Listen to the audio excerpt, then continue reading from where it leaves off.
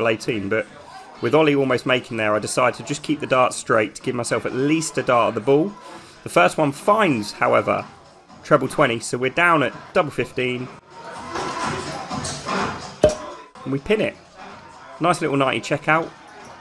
Same as the last few weeks, we seem to start really well, particularly with our scoring. We seem to find it quite early on really well. And we're off to a decider as Ollie opens up with 100 there. That was me playing some in-person events, playing in the ADC on one of their game weeks there. And in this video, I'm going to be comparing and asking the question, what's better, playing in an event, physical, in-person darts, or playing online? This is episode 4 of a series where I'm playing Dartbot from level 1 all the way up to level 18, and during each episode asking a question or talking about a particular aspect of my game that I'm working on and sharing with you lessons I've learned developing and learning this game over the last 2 years. Today we're going to be talking about online darts, and we're going to be talking about physical in-person darts at the venue, and we're up against Dartbot level 4, which saying that if we play like we did in level 2, we might struggle, but no, we should get the job done today. So let's get this game underway, and we'll start by talking about what it's like playing in a venue.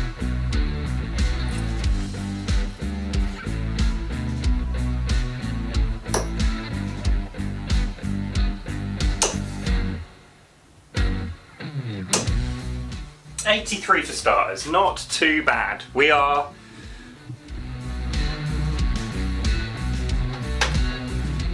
still working on those things from the last episode, that hit placement and that release phase through the throw. But anyway, today we're going to be talking about playing in person and online. Firstly, what's it really like playing darts in a venue, playing in an event? So I'll flick some footage as we go here, but very much as somebody that did this last year for the very first time and has played in a number of game weeks in ADC, charity events, open events, that kind of thing, playing in a physical venue to start with is quite nerve-wracking. You have spotlight syndrome. Well, this is my experience. I felt like I had a bit of spotlight syndrome, like people were watching me, but probably not. They're worried about their own game. Because typically you've got boards lined up around the venue. When you're not playing, people can walk around, there's people supporting their mates, there's your mates supporting you, watching you play, watching you throw. And I found myself a little bit self-conscious, particularly in my first ever leg, in my first ever tournament. I actually won it on double 1. It was the bit that I was dreading, double trouble. Now, fast forward, kind of ripping that band-aid off and getting into it, I would say it is a thoroughly enjoyable way to learn the game. And there's a lot of advantages to it. You're, of course, dealing with pressure from day one. When you're in your bedroom, in a shed as you are here, you're not really got the same level of pressure. Your mental arithmetic develops a lot quicker. Mine certainly did once I got in the venue, in terms of knowing your plan, knowing your plots, knowing your routes, doing our best. And what we're better at now than what we were a year ago is making sure we're not leaving out shots and really thinking about how we plot our way around the board. I also would say that there is a really strong community element to playing in a venue, particularly ADC. What I found, I haven't gone down the route of playing for a pub team, and I'll explain why in a little moment. But there is a community feel as well. You get to know people, gives you that bit of continuity. Every Tuesday at 7 PM you're going to be at the venue, you're going to be playing darts with some lads and ladies, and getting to know people from your local community, which I really have enjoyed.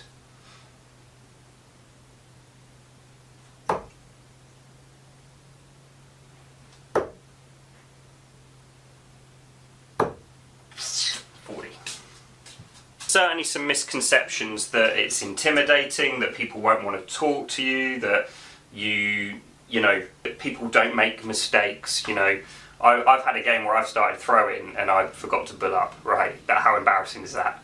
But you do make mistakes, and everybody does, and it's a really good way to properly learn the game, that I would say.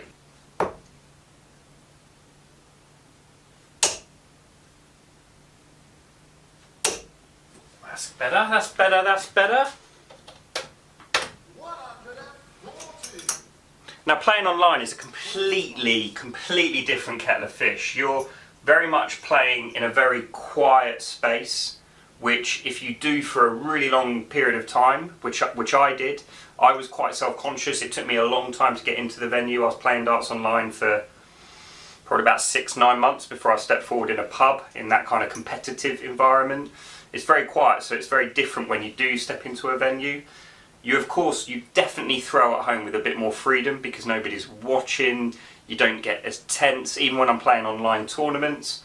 Sometimes I do get nervous if it's an important game or, you know, you're doing well in a cash tournament, but typically you don't, you just throw your throw, which means can of course lead to some really good outcomes, which can build your confidence, so that's not a bad thing at all, but you don't get the same level of pressure when you play online.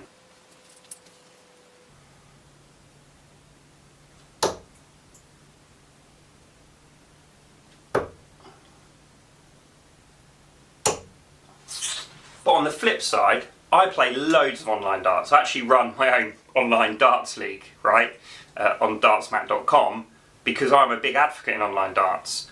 I've got my family here, right? I've got my wife, I've got my newborn, got my dog, I've got family, I've got commitments. We're actually going to be moving out of the shed very soon, which I'm very sad to say goodbye to, but we're moving.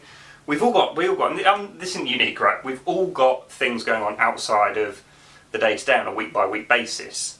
And one of the reasons why I've never joined a pub team properly is because I can't commit to every Monday, Wednesday, Tuesday, whatever day it is, because of my job, first and foremost. I don't know when I'm going to be away. I've been travelling a lot historically. I just can't commit to that. So I need that flexibility, I need that convenience. And what being able to flick the camera on and go and play here is really nice to do, because I can do it anytime I want. I've just played actually one of the chaps from our DML community, Mark, just because we're both available at the same time. If I was to try and meet up with him, if he lived locally to me at the pub, we'd have to communicate, we'd have to travel there, probably have to spend, you know, well, probably would end up spending about £18 if you can do the maths there, every time we go. So yeah, playing online, definitely the convenience, the cost, and being able to do it anytime you want and kind of fit it in around my family life here, which is really, really handy. I would say the case for online darts is also international. I've been able to play people on the CDC circuit like Jimmy Jones, shout out to the General.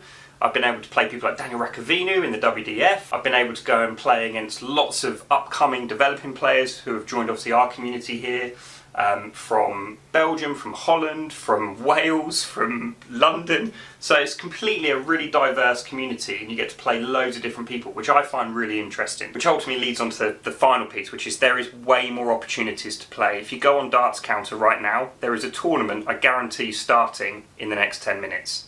What opportunities to go and play and practice, right? Which are not afforded, obviously, in person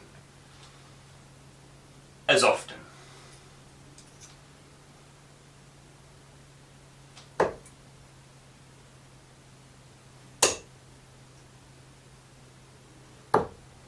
.59. Not quite as good as last time, but not terrible darts. Not terrible darts, eh? However, the case for playing physical darts is this. The atmosphere, once you're comfortable in it, which for me was a couple of times, it is great fun.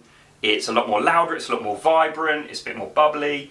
You get to know people, there's a real community locally, particularly in darts. You get to know who the really good players are. You definitely meet people who are at the same level as you as well, which is really nice. So you get to kind of practice and play together. If you're like me and you like a pint as well, it's an opportunity to go and do that, and it's far more social and you have a bit more of a laugh, way more of a laugh than what you do in an online space. And actually, I'm going to kind of backtrack what I said earlier, which is one of the benefits of playing online is you just free flow and you get to play some really, you know, you play really good darts. But actually, being in the venue, there is added pressure. You feel it.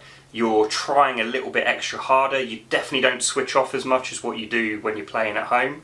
So it does push you to, I'd say, break certain boundaries. I definitely had that this year once, where I got to the quarterfinals at the ADC and mismatched darts to go to the semi-final. So yeah, I mean, I definitely couldn't do that a year ago. And what got me to that stage quicker was because I just got in the venue and just started doing it. It's also finally, I'd just say, for me, it's a more pure experience, right? Going to a venue, going to a pub that's got set up for an open day or an open tournament, or a charity event. It just, there's a feeling, right? There's a buzz. I can't explain it. Once you've felt it, you want to do it more and more.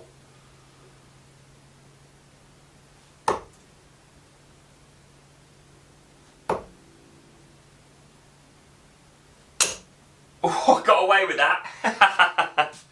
Got away with that. They're just either side. It hit the flight. It hit the flight, and then jumped just straight down. I was like, I was trying to go tops. The third dart, I was trying to go high and I caught the flight and it slid down. That's always the danger when your darts sitting like mine do. Let's see if we can finish this one off.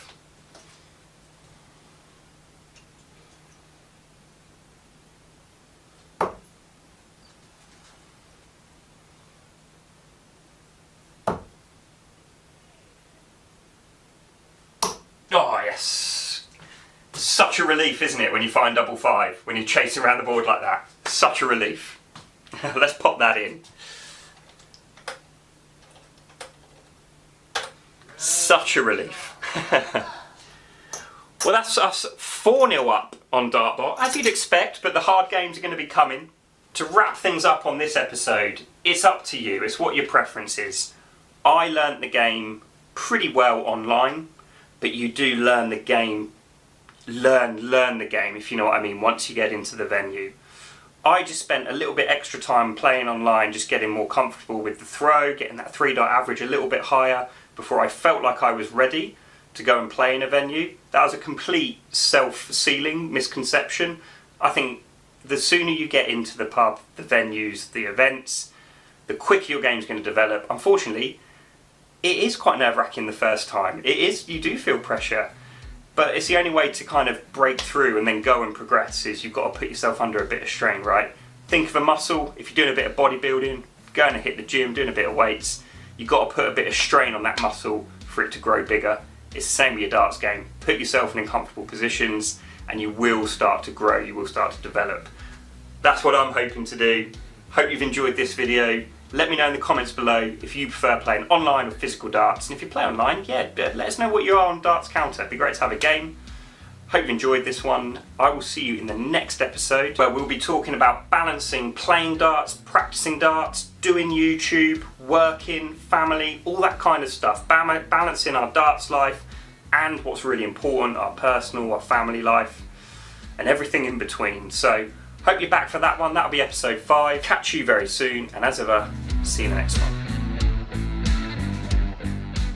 And if you enjoyed that video, you can catch episode 5 right up here. Or, if you are interested to find out what it's really like when you're playing in a venue, when you're playing physical darts, I've done a couple of vlogs, and here's one just down here that you can watch here. Whatever you do, as I always say, enjoy the darts, have fun. See you in the next one.